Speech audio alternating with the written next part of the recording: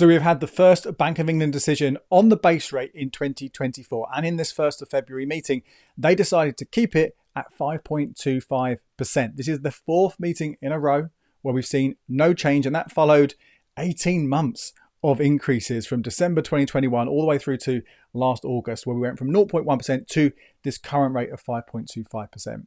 So what I'm going to take you through now is why the Bank of England decided to keep the base rate at that level. And I'll also be then talking about what they are saying this could mean in terms of both inflation and the base rate for the rest of 2024. And I'll also talk to you about what that might mean for you in terms of your savings and your borrowing, particularly mortgages. So let's kick off talking about this decision that has taken place. So there are 9 people on the Bank of England Monetary Policy Committee. And these are the people who decide what's going to happen. And it's the majority that wins. This decision was split 3 ways, which is really unusual. The first time since 2008. Incidentally, we're at the highest rate since 2008 right now as well. The first time we've had that kind of split. 6 people, so the majority, they voted for it to stay where it is. They're saying we still haven't seen the full impact of those or existing increases. So we need to kind of see exactly, is it working? Is it doing what they think it's going to be doing? I'll come back to that in a second. 2 people felt we still needed an increase. Now, actually, that's 1 less than we've had in some of the more recent previous meetings where 3 people wanted an increase. So these kind of people who are pushing for a go, there's less of them now, but still 2 people still wanted an increase. And this time, someone also wanted a cut. So again, there are often lots of different opinions going on there. It's never obviously completely clear cut exactly what's going to happen. But broadly speaking, the majority, they went to let's stick where we are at 5.25%. So why? Well, you have to go back a little bit here. So why they've been increasing rates anyway? And it all comes down to inflation. We have not been able to escape that prices have been higher. That's what inflation is. Inflation measures how much prices are this month compared to 12 months ago. And you get that percentage and it kind of shows you what that increase has been. Everywhere we go, our bills, the supermarket, literally any spending we've had over the last couple of years, and we have seen just how much more expensive things have got. And we had a situation, didn't we? Was it late 2022, early 2023 when it was in double digits? So really, really, really, really, really high inflation. Now, the main tool that the Bank of England have, because they're responsible for bringing inflation down, the main tool that they have is to increase the base rate. The idea being when the base rate increases, so do savings rates and so do mortgage rates and other things as well. But they're the kind of the core 2 areas. So when the savings rates go up, we're more inclined to put money away, aren't we? Right. Rather than spend it, I'll stash it and get these high interest rates. Conversely, if you've got a mortgage or a debt that gets more expensive, then you have less disposable cash to spend on things because, well, you've got to put it towards your payments that you have to make every single month. That takes money out of the economy and then means that effectively prices can't keep increasing at the rate they were increasing. Doesn't mean they're going to fall, just means they won't keep increasing at such high rates. The Bank of England want inflation to be at 2%.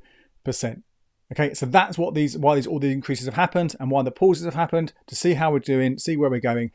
Is it working? Well, as I told you in the update 6 weeks ago, yes, it looks like it is working because inflation, the most recent rate we have, is at 4%. That was the December 2023 figure, which was released in the middle of January. So that is a lot better than where we were 1 month, 2 months, 3 months, 4 months ago, 6 months ago, 12 months ago. So things have been generally falling. I say actually 1 month ago, we'll come back to the second. Actually, the inflation rate in December was actually up a little bit, which was unexpected, but we'll come back to that. So broadly speaking, this is working, right? And the Bank of England, in part of their kind of the decisions today in their minutes, they also shared where they think inflation is going to go when we're going to hit that 2% target. And actually, we could get to 2% by the summer, by Q2, so quarter 2, so maybe May or June, it could reach that 2% target, which is like, job done, right? Fantastic. Well, apparently not. This is then going to start going up again, and it will be going to maybe 2.75 by the end of 2023, and then 2.25, something like that, end of 2024, and end of 2025, start 2026, so in 2 years' time roughly, then maybe go just below 2% as well. But broadly speaking, although this 2%, we're going to reach it much, much faster than anticipated, it will start going up, but that increase we'll see for the rest of the year is roughly kind of within that kind of initial forecast of when they were increasing the base rate, when they wanted to get to that 2% target. So it looks like things are working. Now, again, one person in that committee, they voted for a cut now because they felt it was already, there's a lag we mentioned there in the rate increases and the effect on the economy and the effect of inflation. If we do it too much, we keep things too high for too long, it could push us into recession. So that's one person saying we've done enough. And again, some people think we haven't done enough, but broadly speaking, people think, right, the Bank of England think, look, this looks like it's going all right. We're going to keep it going at this level for a while. And hopefully then, once we get, if this path continues, that might mean they might be able to start bringing the rate down. So they don't explicitly say what they think will happen, but they meant to talk about what the markets have been predicting, and economists and analysts they've been saying similar sort of things. And this is something which I always say to you, you've got to take with a pinch of salt, because it changes on a weekly, monthly, quarterly basis exactly what's going to happen to the base rate. But about a month ago, predictions were that the base rate, we would see a cut as early as March. So as early as next month, we'd see a cut, and we'd see 5 cuts in total in 2024, meaning by the end of the year, we'd be at 4%. There were even some people saying it could be as low as 3.75% the base rate by the end of 2024. But we'll go back to when I talked about that inflation rate going up slightly last month. That has been one of the things that has made a few people go, maybe not. Maybe these cuts won't come in as soon as March. Maybe they'll come in later, and maybe there won't be as many of them this year as well. And it's not just about that slight increase in inflation showing that things don't always marry up and match in with those predictions. We've also got things like the war in Palestine. We've also got then the consequences of that. We've got the Red Sea and the shipping lanes and any of that kind of stuff in the Middle East. Obviously, that could have an impact on a number of things, but particularly think about fuel and oil prices. So again, that could have expectations later on. So that's part of maybe why things might slow down. Also, that kind of fear of these rates maybe pushing us, or just generally the lack of growth in the economy pushing into recession.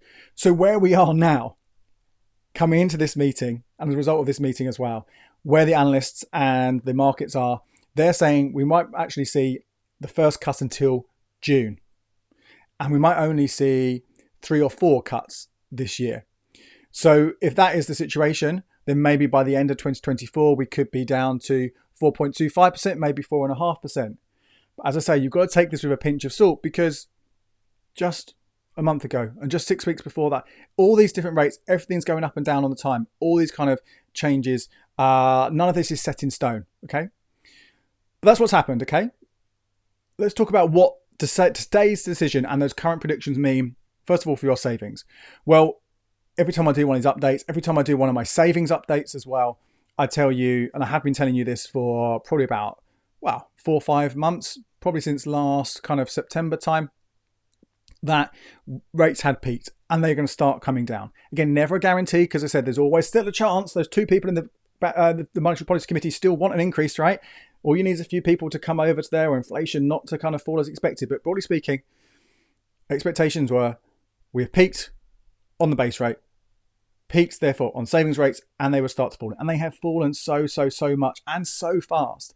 The last time I did one of these updates 6 weeks ago, you could get a 1-year fix of around 5.7%. Now the best 1-year fix is 5.17. If you look at longer fixes, there is only one fix above, 2 years and above that is above 5%. The rest of them are below that. Whereas before, you could get above 5% on the majority, if not all of the, the really long ones, but you could get close to 5% of 2-year fixes. There are higher ones there as well. All dropping, massive drops in each of those kind of fixed rate accounts. And that is simply because those savings providers have factored in these cuts based on the predictions we will see base rate cuts this year. And probably most likely based on those, there being 4 or 5 cuts this year and them happening sort of, in the spring rather than in the summer. Even so, they factored those prices in, those cuts in to happen this year. So already we've seen them drop down.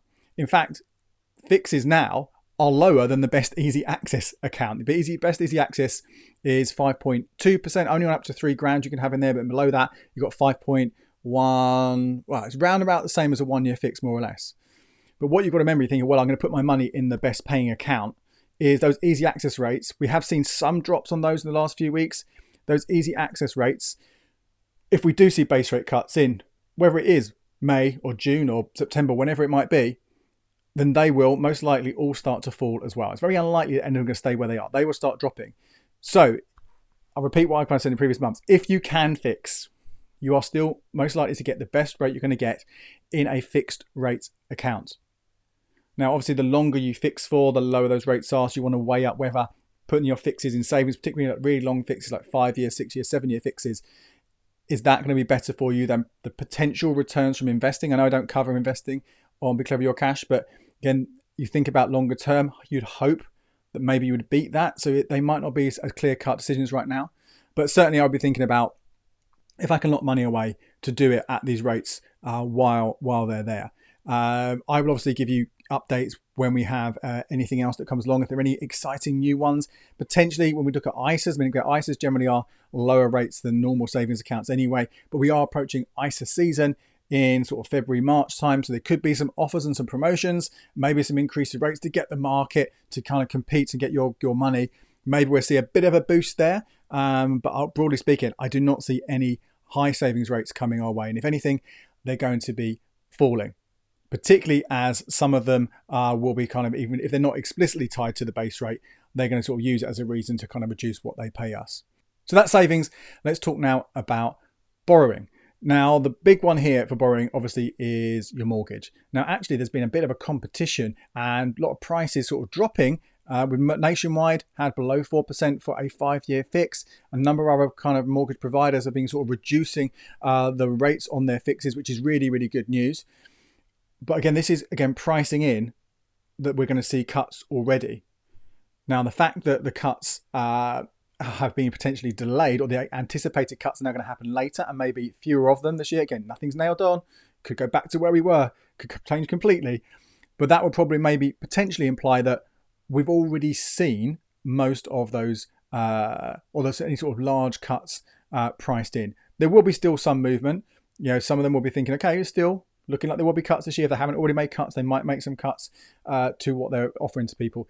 But don't expect anything drastic to change over the next few weeks. And in fact, if that rate cut is delayed to the summer rather than the next few months, it could be, if we were to see any bigger drops this year, they could be happen again closer to those kind of things being potentially more locked in. Not that anything's ever locked in.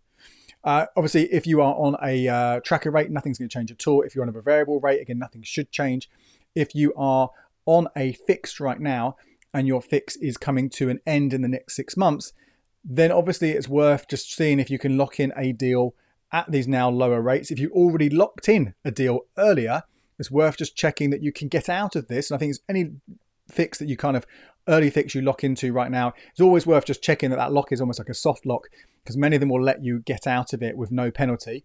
So if you can do that, you might be able to get a better deal now than you could have done a month ago, 2 months ago, whatever it might be. And again, you do that now, you lock into something now, but potentially if rates do drop in the spring or the summer and the mortgage rates follow suit, again, you might be able to swap to a different deal, charging you less every single month as well. My name's Andy Webb. Thanks so much for watching this update. Check out these videos here for more ways to make the most of your money.